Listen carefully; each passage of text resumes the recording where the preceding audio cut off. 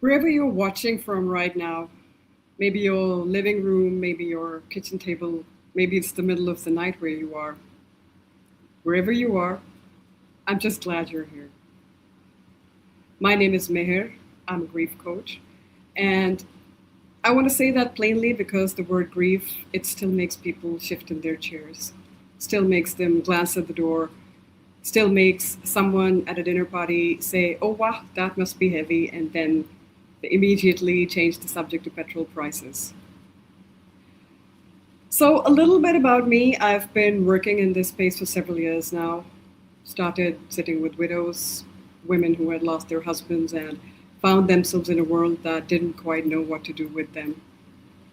That work expanded to people who had lost spouses, then to anyone who had lost a loved one, a parent, a child, a sibling, a friend, even a pet. And recently, something shifted again. I started noticing a thread that ran through every single person I have met who were grieving, regardless of what they had lost. They weren't just grieving a person, they were grieving a version of themselves. I know that because I have lived it. Grief changes you forever, and there's no getting back. 5 years ago, my husband died, sudden cardiac arrest, no warning, no goodbye.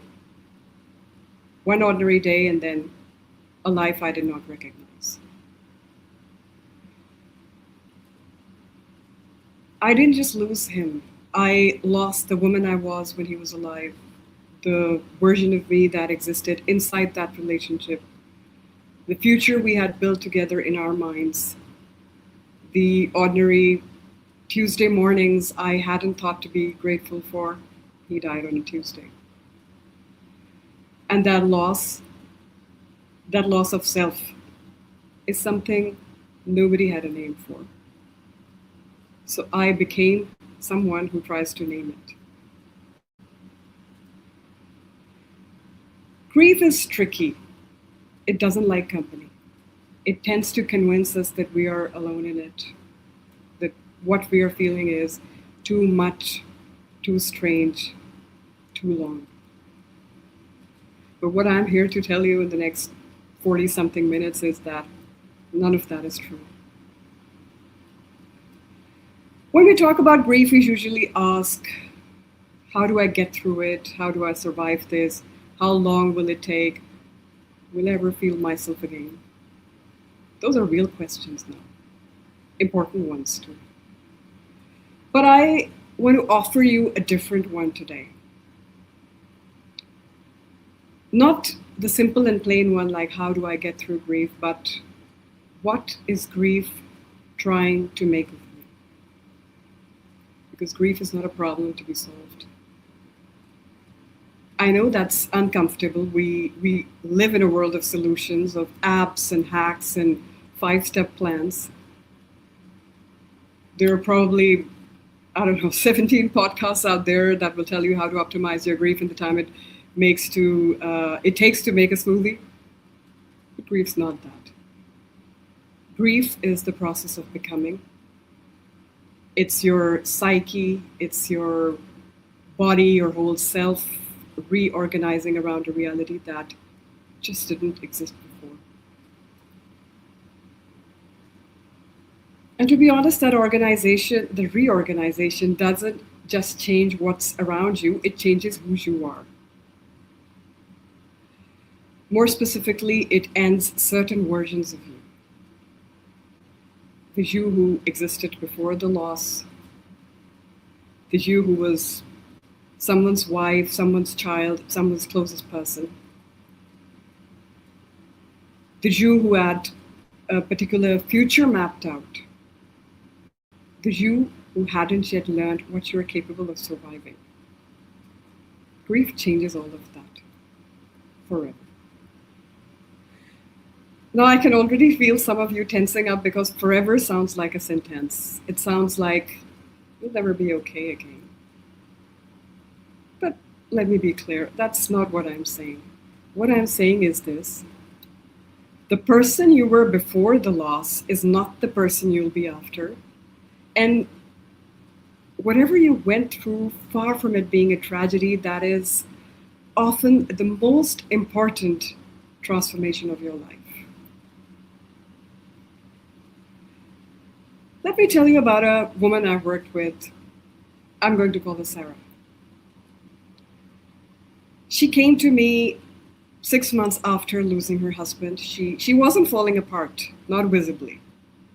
But she said something in our first session that I've never forgotten. She said, I caught myself in the mirror last week and I genuinely didn't know who I was looking at. Not metaphorically. She meant it almost literally. The woman she had been, the wife, the one her husband lived with every day, that woman had no mirror anymore. And without the reflection, she couldn't quite find herself.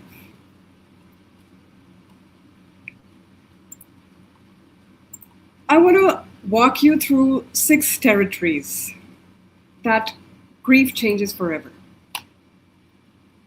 Time. Before a significant loss, most of us live in a kind of blissful amnesia about time. We assume we have more of it. We assume the people we love will still be there next call, next month, next year. We live as though we're going to get a memo before anything important ends, but guess what? The memo never comes.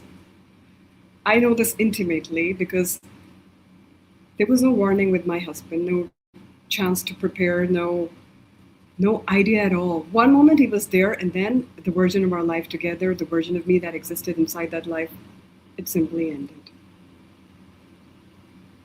Grief ends the assumption of infinite time, permanently. After loss, time works differently. There's a before and there's an after. But here's what's remarkable. People who have been changed by grief, they often describe a new urgency about their lives. Not panic, urgency. They stop waiting. They stop saving the good china for special occasions. They stop putting off the hard conversations. They take the trip they wanted. They catch up with friends. Because grief has taught them viscerally. In a way, no self-help book is ever going to tell them that time is not guaranteed. And so the changed relationship with time, which can feel like loss, is actually a gift. Brutal, unsolicited, transformative, but a gift.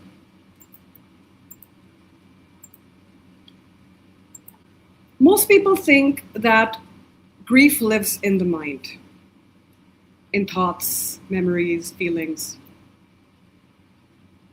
But anyone who has grieved deeply knows grief lives in the body too. The heaviness in the chest, the shortness of breath, the exhaustion that no amount of sleep fixes. The way your appetite disappears or becomes insatiable. The physical ache, sometimes so real, of missing someone. Your nervous system doesn't know the difference between physical danger and devastating loss. It responds the same way, with alarm, with contraction, with survival mode.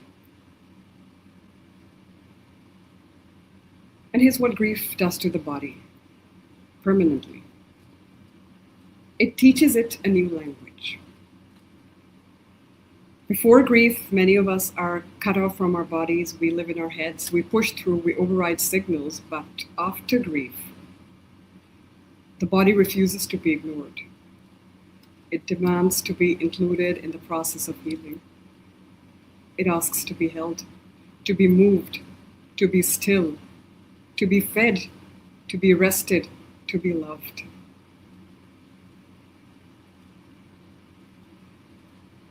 Grief teaches us, sometimes forces us into embodied living. And that is a crucial change. Once, when learned, cannot be unlearned. Relationships. Now, this one is both the most tender and the most difficult because grief is a mirror. And it shows you sometimes with severe honesty who is able to show up for you and who isn't. I watch people lose a parent, a partner, a child, and then be quietly devastated again by the friends who disappeared, by the family member who said the wrong thing at the wrong time, by the colleague who never even mentioned it. And then there's a special category of people who did show up, but only to tell you the 5 stages of grief as though you weren't already living inside them. Loss reveals the load bearing walls of your life, and sometimes what you discover is that certain walls were never really load bearing at all. This is painful, but also, eventually, with time, clarifying. Grief changes who you let close, it changes what you tolerate, it changes what you need from others and your ability to ask for it. Many people have grieved deeply, describe coming out the other side with fewer but truer relationships.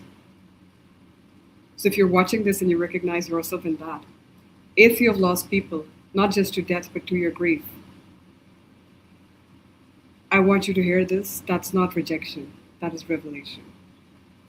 The relationships that couldn't hold your grief were not big enough for your full life.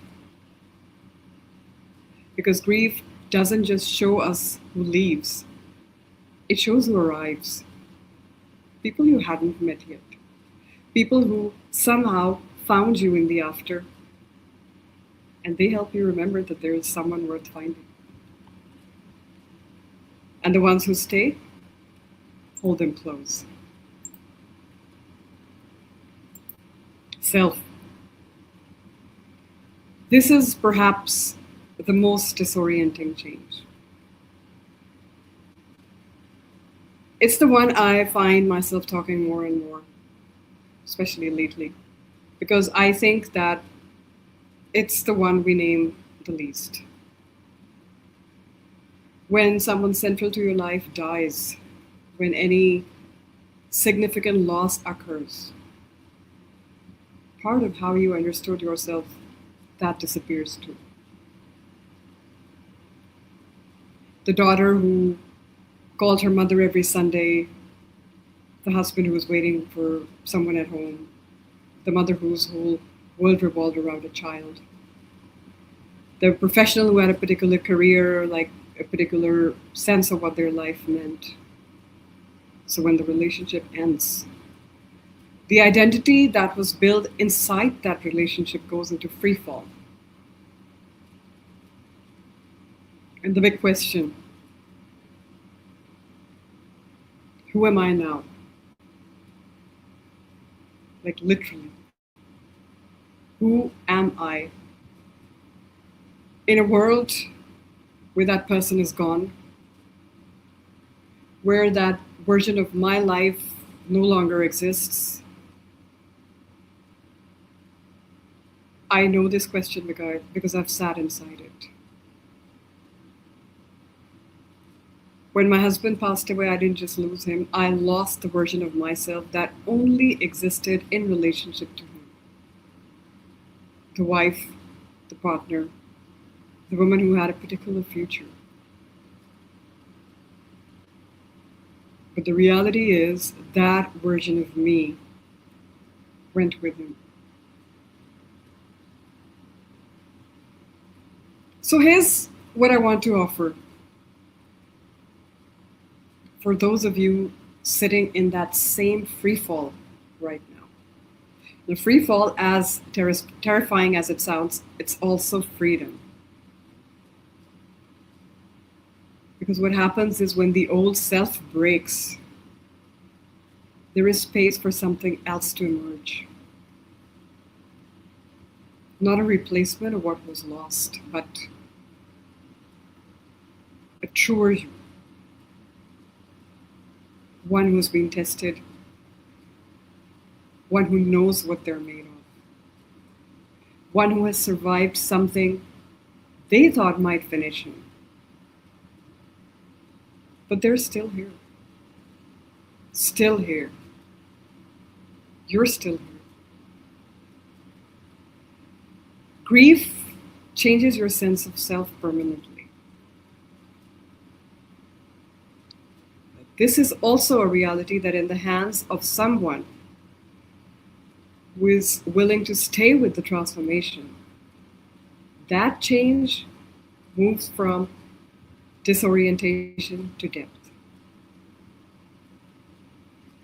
And that depth, that's the version of yourself that grief is trying to bring your attention to.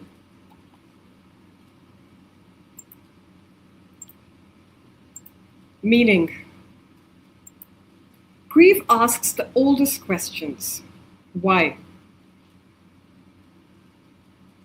What does any of this mean? Is there anything beyond this? Even the people who thought they had answers, they often find themselves in the face of real loss, that those answers feel thin, rehearsed, borrowed. Grief changes inherited belief and forces you to find out what you actually believe. What brings you comfort? What holds meaning? Where do you find sacred ground?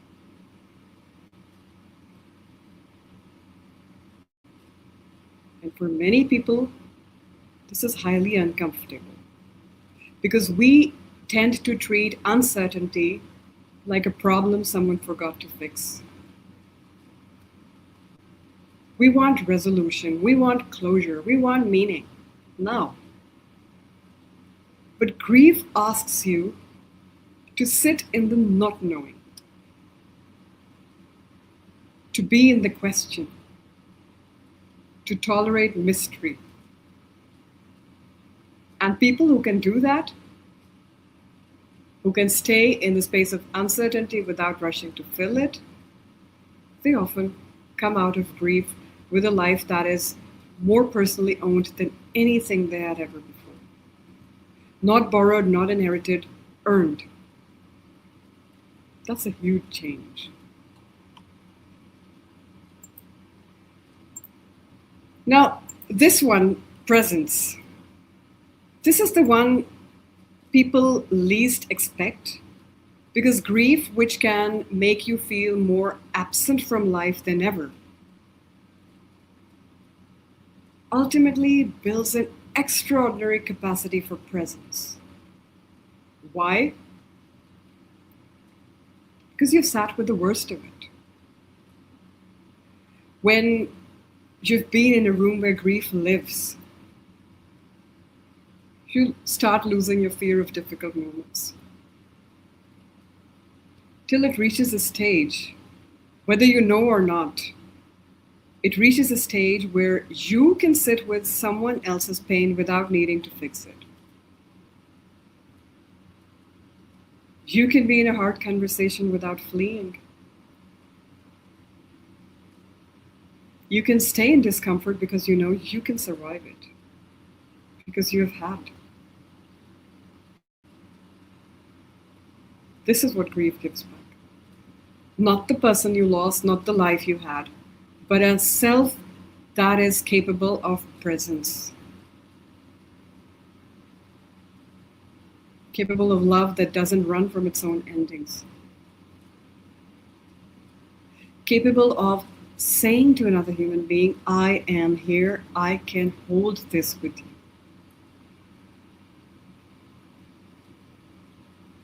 And that is one of the most profound human capacities there is. And grief builds it forever.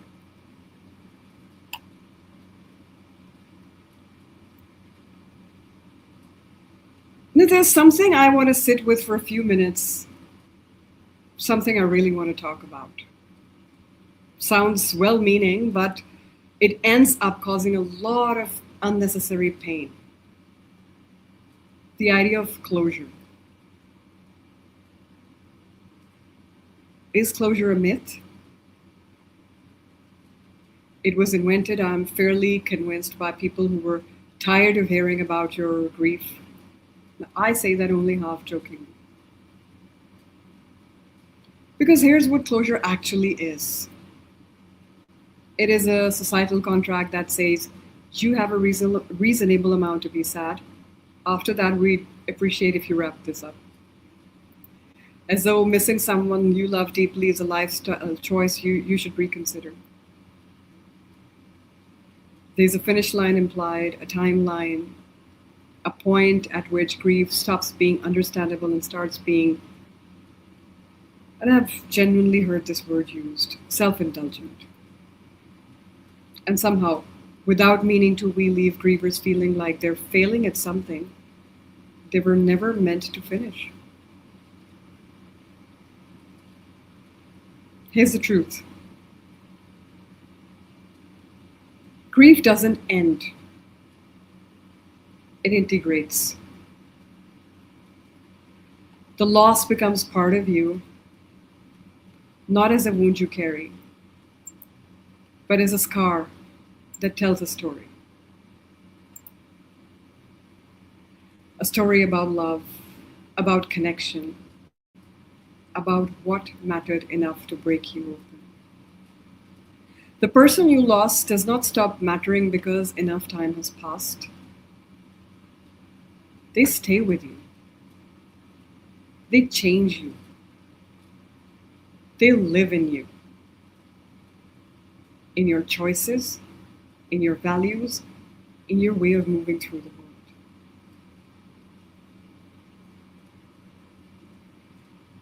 You are someone who loved deeply enough to feel it. That is not a problem to be solved. That is a life well loved. And love doesn't have a deadline.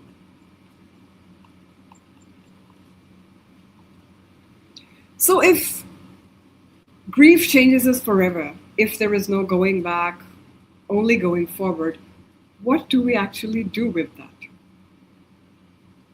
Now, I want to offer you 3 practices here. Not a program, not a 5-day challenge or the Facebook group. Just 3 things that you carry with you from today. The first practice: name what has changed. Not as a loss, but as a fact.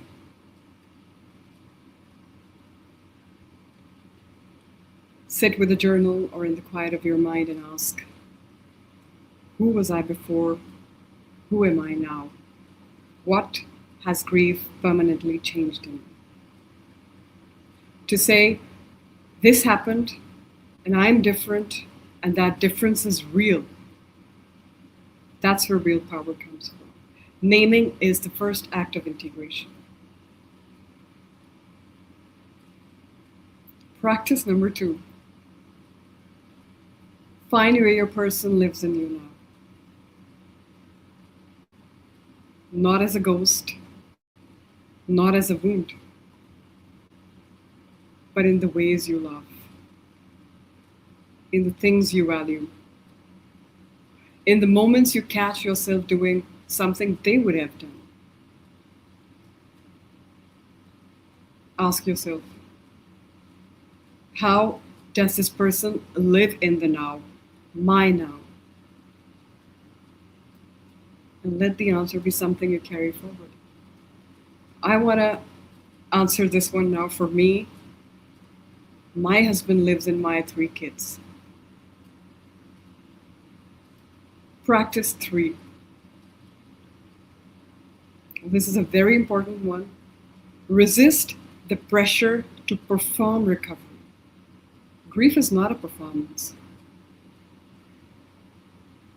You don't owe anyone a version of yourself that has moved on, complete with the Instagram caption about growth and the gratitude journal and the 6 a.m. runs. If that's genuinely where you are, wonderful. But if you are doing it because the world needs you to look like you're okay, just give yourself permission to stop.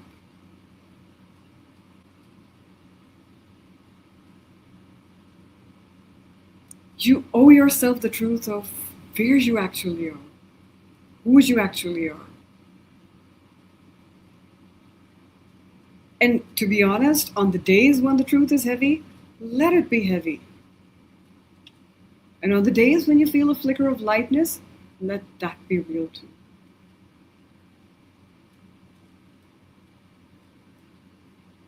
Grief holds both. You're allowed to hold both.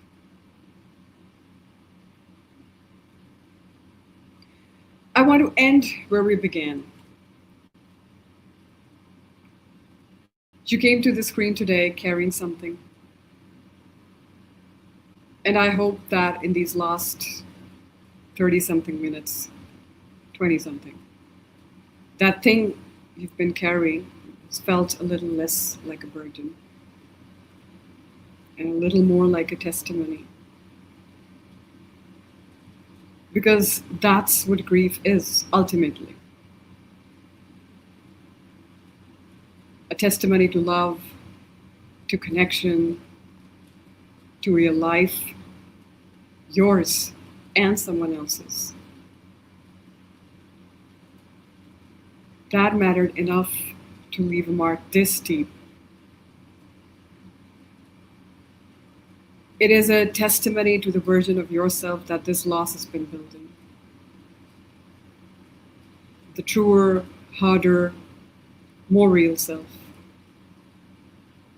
The one who is still here. Because the thing is, grief changes us forever, yes. So does love. And what I know, what I have witnessed again and again, is that the people who allow grief to change them are also the people who learn to love more fully, more honestly, more bravely. You know why? Because they now know what it costs to lose someone. And they choose to love anyway. That is one of the most courageous things one can do.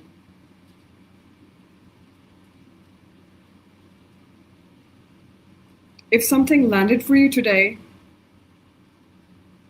I'd really appreciate if you tell one person, someone who might need to hear it. Because that matters more than you know. And before I go, I have something exactly for the same idea around how to deal with the changes that grief has made. The offer for exactly the moments this talk might have surfaced. The grief reset. If something today felt different, if you felt that restlessness, that recognition, that's your signal. You don't have to sit in it alone.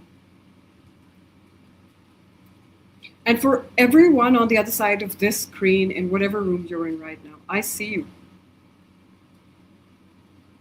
And you're not alone in this. So, all right. Now I'd love to hear from you. Drop your comments and questions, and I'll try to do my best in answering them.